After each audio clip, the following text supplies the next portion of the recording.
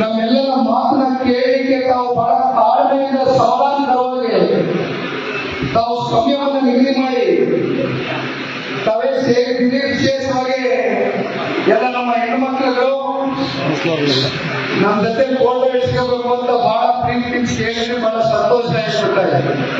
ಅದರಲ್ಲಿ ಬಹಳ ಜನ ನನ್ನ ನಿಮ್ಮ ಸಿನಿಮಾ ನೋಡಿದ್ದೀರಿ, ಅದಕ್ಕೂ ಬಹಳ ಸಂತೋಷ ಆಯ್ತು.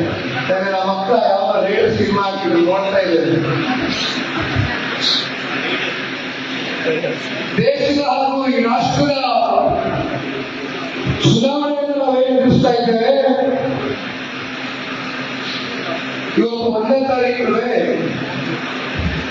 ಇದೇ ತಿಂಗಳು 26ನೇ ತಾರೀಕಂದು ನಮ್ಮ ರಾಜ್ಯದಲ್ಲಿ 14 ಲೋಕಸಭಾ ಕ್ಷೇತ್ರದಲ್ಲಿ ಚುನಾವಣೆಯ ದಿನಾಂಕ ಇವಾಗ ಪ್ರಕಟ ಆಗಿರ್ತಕ್ಕಂಥದ್ದು.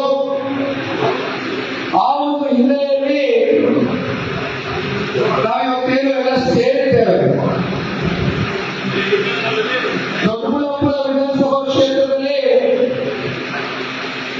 ವಿಶೇಷವಾಗಿ ನಮ್ಮ ಜನತಾದಳ ಪಕ್ಷವನ್ನ ಹಲವಾರು ವರ್ಷಗಳಿಂದ ಕಟ್ಟಿ ಬೆಳೆಸಿರ್ತಕ್ಕಂಥ ಪಕ್ಷದ ಕಟ್ಟಾಳಗಳು, ಪಕ್ಷದ ವರಿಷ್ಠರು, ರಾಷ್ಟ್ರಾಧ್ಯಕ್ಷರು, ಮಾಜಿ ಪ್ರಧಾನಮಂತ್ರಿಗಳು ರೈತರ ಪರವಾಗಿ 62 ವರ್ಷದ ರಾಜಕಾರಣದ ಸುದೀರ್ಘವಾದಂತ ಅವಧಿಯಲ್ಲಿ ಸಂಪೂರ್ಣವಾಗಿ ಅವರ ಬದುಕನ್ನ ರೈತರ ಪರವಾಗಿ ಮುಡಿಪಿಟ್ಟಿರ್ತಕ್ಕಂಥ ದೇವೇಗೌಡರು ಸಾಹೇಬರು ಜೊತೆಯಲ್ಲಿ ರಾಜ್ಯವನ್ನ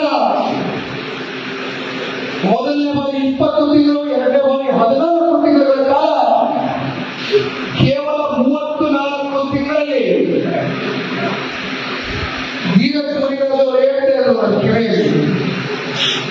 ಬಹುಶಃ ಇಷ್ಟು ಕಮ್ಮಿ ಅವಧಿಯಲ್ಲಿ ಅತ್ಯಂತ ಪರಿಣಾಮಕಾರಿಯಾಗಿದೆ. ಈ ರಾಜ್ಯದ ಬಡವರು ಹೊಂದಿರತಕ್ಕಂಥ ಶೋಷಿತರು ಎಲ್ಲ ಸಮುದಾಯ ವರ್ಗಕ್ಕೆ ಆರ್ಥಿಕವಾಗಿ, ಶೈಕ್ಷಣಿಕವಾಗಿ, ಸಾಮಾಜಿಕವಾಗಿ ಅತ್ಯಂತ ಬದ್ಧತೆಯಿಂದ, ಕಾಳಜಿಯಿಂದ ಕೆಲಸವನ್ನು ನಿರ್ವಹಿಸಿರ್ತಕ್ಕಂಥ ನಮ್ಮ ಪಕ್ಷದ ರಾಜ್ಯಾಧ್ಯಕ್ಷರಾಗಿರ್ತಕ್ಕಂಥ ಮಾಜಿ ಮುಖ್ಯಮಂತ್ರಿಗಳು, ಪೂಜ್ಯ ತಂದೆಯವರಾಗಿರ್ತಕ್ಕಂಥ ಮಾನ್ಯ ಕುಮಾರಣ್ಣ ಅವರು, ಅತಿ ಹೆಚ್ಚು ದೇವೇಗೌಡರು ಸಾಹೇಬರು ಹಾಗೂ ಕುಮಾರಣ್ಣ ಅವರ ಅಭಿಮಾನಿಗಳು ದೊಡ್ಡಬಳ್ಳಾಪುರ ವಿಧಾನಸಭಾ ಕ್ಷೇತ್ರದ ನಮ್ಮ ಜೆಡಿಎಸ್ ಪಕ್ಷದ ಕಾರ್ಯಕರ್ತರು ತಮ್ಮ ಮನಸ್ಸಿನಲ್ಲಿ ಈ ಎರಡು ದಿಗ್ಗಜ ನಾಯಕರಿಗೆ ಯಾವ ರೀತಿ ಒಂದು ಸ್ಥಾನವನ್ನು ಕೊಟ್ಟಿದ್ದೀರಿ, ಹೃದಯದಲ್ಲಿ ಯಾವ ಸ್ಥಾನವನ್ನು ಕೊಟ್ಟಿದ್ದೀರಿ ಅಂತಕ್ಕಂಥದ್ದು ದೊಡ್ಡಬಳ್ಳಾಪುರದಲ್ಲಿ ಕಳೆದ ಬಾರಿ ಪಂಚರತ್ನ ಅಂತಕ್ಕಂಥ 5 ಯೋಜನೆಗಳು ಸುಧಾಕರ್ ಸಾಹೇಬರು ಮಾತನಾಡತಕ್ಕಂಥ ಹೇಳ್ತಾ ಇದ್ರು. ಇವತ್ತೇನು ಕಾಂಗ್ರೆಸ್ ಪಕ್ಷದವರು 5 ಗ್ಯಾರಂಟಿಗಳ ಬಗ್ಗೆ ಚರ್ಚೆ ಮಾಡ್ತಾರೆ. ಆದ್ರೆ ಪಂಚರತ್ನ ಅಂತಕ್ಕಂಥ ಯೋಜನೆ ಮಾನ್ಯ ಕುಮಾರಣ್ಣ ಅವರ ಸುದೀರ್ಘವಾದಂತಹ ರಾಜಕಾರಣ ಅನುಭವದ ಒಂದು ಬದುಕೇ ಇತ್ತು. ಕಳೆದ 25-30 ವರ್ಷದಿಂದ ರಾಜ್ಯದಲ್ಲಿ ನಮ್ಮ ಬಡವರುಗಳು ಆರೋಗ್ಯದ ಸಮಸ್ಯೆ ಎದುರುಪಟ್ಟಂತ ಸಂದರ್ಭದಲ್ಲಿ ಯಾವ ರೀತಿ ತಾವು ನೋವನ್ನು ಅನುಭವಿಸ್ತಾ ಇದ್ದೀರಿ. ನಮ್ಮ ಮಕ್ಕಳುಗಳು ಬಡ ಕುಟುಂಬದಲ್ಲಿ ಹುಟ್ಟಿ ಪ್ರೈವೇಟ್ ಶಾಲೆಗಳಿಗೆ ಹೋಗ್ತಕ್ಕಂಥದಕ್ಕೆ ಆರ್ಥಿಕವಾಗಿ ಶಕ್ತಿ ಇಲ್ಲ, ಸರ್ಕಾರಿ ಶಾಲೆಗಳಿಗೆ ಹೋಗ್ತಕ್ಕಂಥ ಒಂದು ಪರಿಸ್ಥಿತಿ. ಜೊತೆಯಲ್ಲಿ ನಮ್ಮ ಯುವಕರಿಗೆ ಇವತ್ತು ವಿಶೇಷವಾಗಿ ನಮ್ಮ ಯುವ ಸಮುದಾಯದ ಯುವಕರಿಗೆ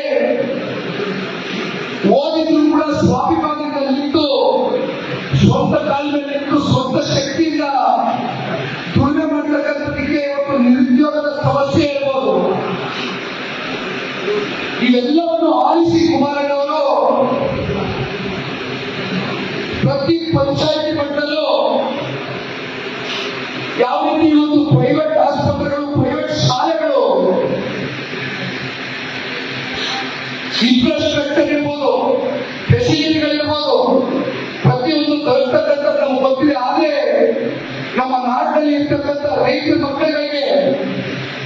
ಬಡವರಿಗೆ ಇವತ್ತೇನಾದ್ರೂ ಹೃದಯ ಒಂದು ಶಸ್ತ್ರಚಿಕಿತ್ಸೆಗೆ ಒಳಗಾದಂತ ಸಂದರ್ಭ ಇರ್ಬೋದು, ಕ್ಯಾನ್ಸರ್ಗೆ ಒಳಗಾದಂತ ಸಂದರ್ಭ ಇರ್ಬೋದು. ಈ ರೀತಿ ಹಲವಾರು ಸಂದರ್ಭದಲ್ಲಿ ಅನಾರೋಗ್ಯಕ್ಕೆ ಒಳಪಟ್ಟಂತ ಒಂದು ಸಂದರ್ಭದಲ್ಲಿ ಲಕ್ಷಾಂತರ ಬಿಲ್ಗಳು ತಗೊಂಡು ಇವತ್ತು ಕೂಡ ಕುಮಾರಣ್ಣವರು ಮನೆ ಮಗಳಿಗೆ ಬಂದು ನಿಂತ್ಕೊಳ್ತಕ್ಕಂಥದನ್ನ ಸಾಕಷ್ಟು ನಾವು ನೋಡಿದ್ದೇವೆ. ಮುಖ್ಯಮಂತ್ರಿಗಳು ಪರಿಹಾರ ನಿಧಿಯಿಂದ ಕೊಡ್ತಕ್ಕಂಥದ್ದು ಹಣ ಯಾವುದಕ್ಕೂ ಸಾಲಲ್ಲ. ಇವೆಲ್ಲ ಸಮಸ್ಯೆಗಳನ್ನ ಕುಮಾರಣ್ಣವರ ಆಸೆ ಪ್ರತಿ ಪಂಚಾಯಿತಿ ಮಟ್ಟದಲ್ಲೂ ಹೈಟೆಕ್ ಶಾಲೆಗಳು, ಹೈಟೆಕ್ ಆಸ್ಪತ್ರೆಗಳನ್ನ ನಿರ್ಮಾಣ ಮಾಡಬೇಕು ಅಂತಕ್ಕಂಥದ್ದು ಒಂದು ದೊಡ್ಡ ಕನಸನ್ನ ಹೋಗ್ತೇನೆ, ಒಂದು ದೊಡ್ಡ ದೂರದೃಷ್ಟಿಯನ್ನ ಇಟ್ಕೊಂಡು ಪಂಚಾಯತ್ 5 ಕಾರ್ಯಕ್ರಮಗಳನ್ನ ಚುನಾವಣೆಯ ಸಂದರ್ಭದಲ್ಲಿ 3 ದಿನಗಳ ಕಾಲ ಅವರ ಆರೋಗ್ಯವನ್ನು ಲೆಕ್ಕಿಸಿದೆಯಾ, 2 ಬಾರಿ ಹೃದಯದ ಶಸ್ತ್ರಚಿಕಿತ್ಸೆಗೆ ಒಳಪಟ್ಟತಕ್ಕಂಥದ್ದನ್ನು ಕೂಡ ಅವ್ರು ಯಾವುದೇ ಆರೋಗ್ಯದ ಬಗ್ಗೆ ಚಿಂತನೆಯನ್ನು ಮಾಡಿದ. ನಮ್ಮ ರಾಜ್ಯದ ಅಭಿವೃದ್ಧಿ ಆಗಬೇಕು, ನಮ್ಮ ರಾಜ್ಯವನ್ನು ಸುಭದ್ರವಾಗಿ ಕಟ್ಟಬೇಕು, ನಮ್ಮ ರಾಜ್ಯವನ್ನು ಸದೃಢವಾಗಿ ಕಟ್ಟಬೇಕು ಅಂತಕ್ಕಂಥ ದೃಷ್ಟಿಯಿಂದ ಕುಮಾರಣ್ಣವರು 3 ತಿಂಗಳ ಕಾಲ ಕಳೆದ ವಿಧಾನಸಭಾ ಚುನಾವಣೆಯಲ್ಲಿ ಒಂದೇ ದಿನ ವಿಶ್ರಾಂತಿಯನ್ನು ತಗೊಳ್ಳಿಲ್ಲ. ಏನೊಂದು ಬಸ್ಸನ್ನು ಮಾಡಿಸಿದ್ರು, ಆ ವೆಹಿಕಲ್ ನಲ್ಲೇ ಬರ್ತಕ್ಕಂಥದ್ದು, ಊಟ ಮಾಡ್ತಕ್ಕಂಥದ್ದು. ರಾತ್ರಿ 2 ಗಂಟೆ 3 ಗಂಟೆಗೆ ಕುಮಾರಣ್ಣವರು ನಾನು ದೊಡ್ಡಬಳ್ಳಾಪುರಕ್ಕೆ ಬಂದಿದ್ದೆ. ಪಂಚಾಯತ್ ಕಾರ್ಯಕ್ರಮದ ಸಂದರ್ಭದಲ್ಲಿ ಕೊನೆಯ ಭಾಷಣ ಸರ್ಕಲ್ ನಲ್ಲಿ ನಾನು ಮಾತನಾಡಿದೆ. 2 ಗಂಟೆಗೆ ಮುಕ್ತಾಯ ಆಗುತ್ತದೆ. ಕುಮಾರಣ್ಣವರು ಬಹಳ ಸುಸ್ತಾಗಿರೋ ಗಾಡಿ ಕಳ್ಕೊತಿದ್ರು. ದಯಮಾಡಿ ನಿಮಗೆ ಪಂಚರತ್ನದ ಸಂಪೂರ್ಣ ಮಾಹಿತಿ ಇದೆ ಕಾರ್ಯಕ್ರಮದ ಬಗ್ಗೆ. ನನಗೆ ಆರೋಗ್ಯ ಹೆಚ್ಚಾಗಿ ಮಾತನಾಡ್ತಕ್ಕಂಥದಕ್ಕೆ ಅವಕಾಶ ಮಾಡಿಕೊಡ್ತಾ ಇಲ್ಲ. ನನ್ನ ಪರವಾಗಿ ನೀವೇ ಮಾತನಾಡಬೇಕಪ್ಪ ಅಂತ ಇಡೀ ದಿನ ನಾಳೆ ದೊಡ್ಡಬಳ್ಳಾಪುರದಲ್ಲಿ ಒಂದು ಇಡೀ ದಿನ ಪ್ರವಾಸವನ್ನ ಮಾಡಿದೆ. ಆದ್ರೆ ಇವತ್ತು ಸಾಕಷ್ಟು ಜನ ಇಲ್ಲಿ ಬಂದು ಸೇರಿರ್ತಕ್ಕಂಥವರು 2 ಪಕ್ಷದ ಕಾರ್ಯಕರ್ತರಲ್ಲಿ ಒಂದು ಪ್ರಶ್ನೆ ಇದೆ. ಒಂದು ಪ್ರಶ್ನೆ ಇದೆ ಅಲ್ವಮ್ಮ? ಏನು ಪ್ರಶ್ನೆ?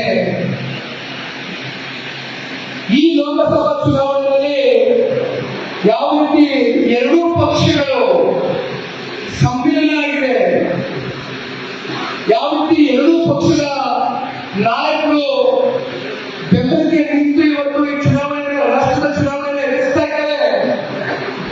ಇದು 1 ವರ್ಷದಿಂದ ನಡೆದಂತ ವಿಧಾನಸಭಾ ಚುನಾವಣೆಯಲ್ಲಿ ಏನಾದ್ರೂ ಈ ಸಂವಿಧಾನ ಆಗಿದ್ದೇ ಆಗಿದ್ದಿದ್ರೆ ಇವತ್ತು ಈ ರಾಜ್ಯದಲ್ಲಿ ಜನತಾದಳ ಪಕ್ಷ ಹಾಗೂ ಭಾರತೀಯ ಜನತಾ ಪಾರ್ಟಿಯ ಒಂದು ಸರ್ಕಾರ ರಚನೆ ಆಗ್ತಕ್ಕಂಥದ್ದು ಯಾವುದೇ ಸಂಶಯ ಇಲ್ಲ ಅಂತಕ್ಕಂಥದ್ದು ಅನೇಕ ಭಾವನೆ ಇರತಕ್ಕಂಥದ್ದು. ಬಹುಶಃ ಎಲ್ಲದಕ್ಕೂ ಕಾಲವೇ ತೀರ್ಮಾನ ಮಾಡುತ್ತೆ. ಆ ಭಗವಂತ ಅಂತಕ್ಕಂಥದ್ದು ಒಬ್ಬ ಇರ್ತಾರೆ, ಅವನು ಈಗ 2 ಪಕ್ಷದ ಕಾರ್ಯಕರ್ತರಿಗೆ ತಥಾಸ್ತು ಅಂದಿದ್ದಾನೆ ಆ ಭಗವಂತ. ಹಾಗಾಗಿ ಆ ಭಗವಂತ ಈಶ್ವರನಿಂದ ಬಂದಿರತಕ್ಕಂಥ ಸೂಚನೆ, ಆಂಜನೇಯ ಸ್ವಾಮಿಯಿಂದ ಬಂದಿರತಕ್ಕಂಥ ಸೂಚನೆ, ಶ್ರೀರಾಮನಿಂದ ಬಂದಿರತಕ್ಕಂಥ ಸೂಚನೆ.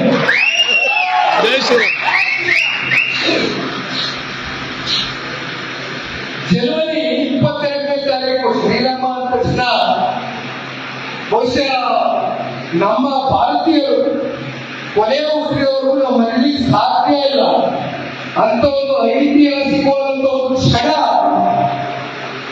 ಜನವರಿ 22ನೇ ತಾರೀಕು 500 ವರ್ಷಗಳ ಕಾಲ ನಮ್ಮ ಪೂರ್ವಜರು ಏನು ಹೋರಾಟವನ್ನು ಮಾಡಿದ್ರು, ಅಯೋಧ್ಯೆಯನ್ನು ಸ್ಥಾಪನೆ ಮಾಡಬೇಕು, ಅಯೋಧ್ಯೆಯನ್ನು ಲೋಕಾರ್ಪಣೆ ಮಾಡಬೇಕು ಅಂತಕ್ಕಂಥದ್ದು ಇವತ್ತು ಈ ದೇಶದ ಗೌರವಾನ್ವಿತ ಪ್ರಧಾನಮಂತ್ರಿಗಳು ಎಲ್ಲ ನಮ್ಮ ಭಾರತೀಯರು ಇವತ್ತು ತಲೆ ಎತ್ಕೊಂಡು